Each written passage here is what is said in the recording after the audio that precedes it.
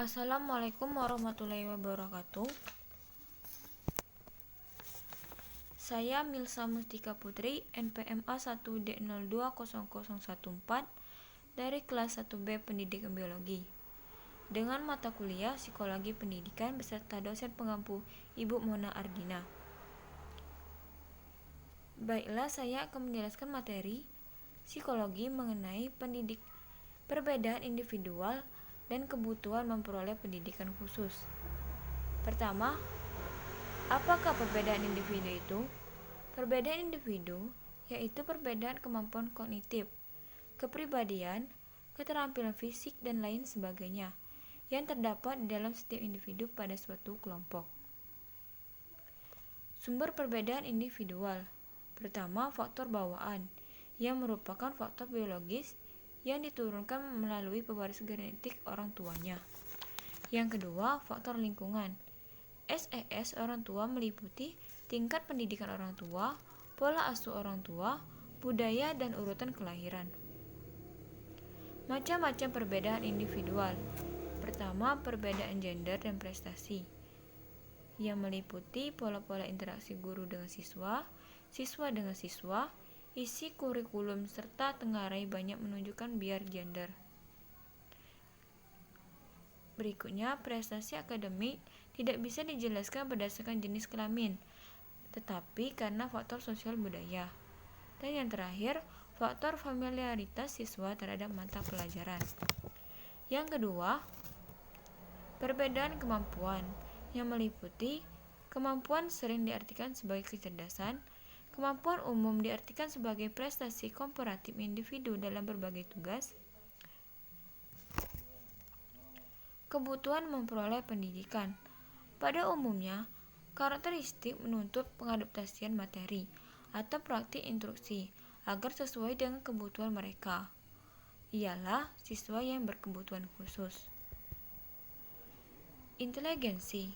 Inteligensi secara luas merupakan kemampuan menerapkan pengetahuan dan pengalaman sebelumnya secara fleksibel untuk menghadapi kasus-kasus baru yang mendatang. Para ahli mendefinisikan dan merumuskan istilah inteligensi secara beragam yang mempunyai kualitas tertentu. Pertama, bersifat adaptif. Kedua, berkaitan dengan kemampuan belajar. Ketiga, berkaitan dengan budaya tertentu. Dan keempat, istilah inteligensi menuju pada pengetahuan sebelumnya. Perspektif teoritis tentang inteligensi.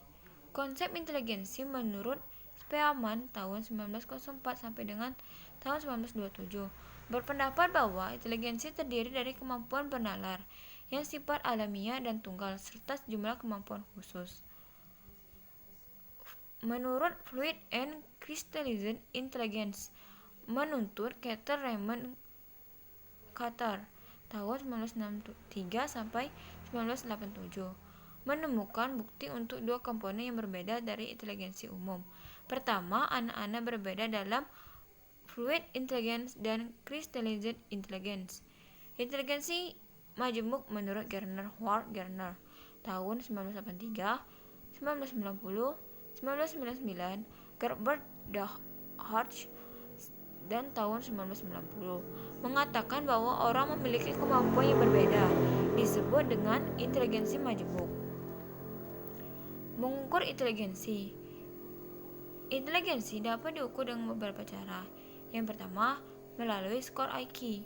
Skor IQ itu sendiri adalah sebuah tes inteligensi yang ditentukan dengan membandingkan performa seseorang dengan performa orang lain dalam kelompok usia yang sama. Yang kedua, IQ dan prestasi di sekolah. Yang terakhir, tes inteligensi modern yang telah dirancang oleh Binet awalnya bertujuan memprediksi beberapa baik performa setiap siswa di kelas dan dalam situasi-situasi tertentu. Gaya kognitif dan disposisi. Pertama, apakah pengertian dari kognitif? Gaya kognitif merupakan ciri khas yang digunakan oleh seseorang pelajar untuk memikirkan suatu tugas dan memproses informasi baru biasanya berlangsung secara otomatis. Yang kedua, apa itu disposisi? Disposisi merupakan kecenderungan dan keinginan umum untuk mendekati memikirkan suatu tugas atau informasi dalam cara tertentu. Yang terakhir, tidak dapat dipungkiri bahwa gaya kognitif dan disposisi mempengaruhi bagaimana siswa belajar dan apa yang dipelajari. Sebagai contoh, ada dua gaya kognitif. Yang pertama, pemproses analitik versus pemproses hoslitik. Yang kedua, belajar secara verbal versus belajar secara visual.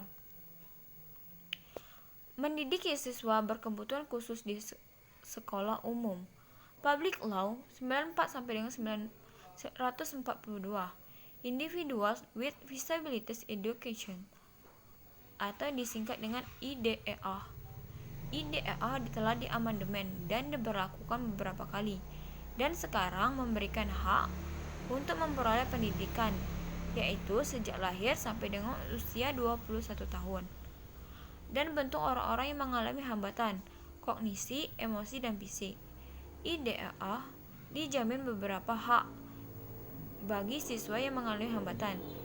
Pertama, bebas memperoleh pendidikan yang sesuai.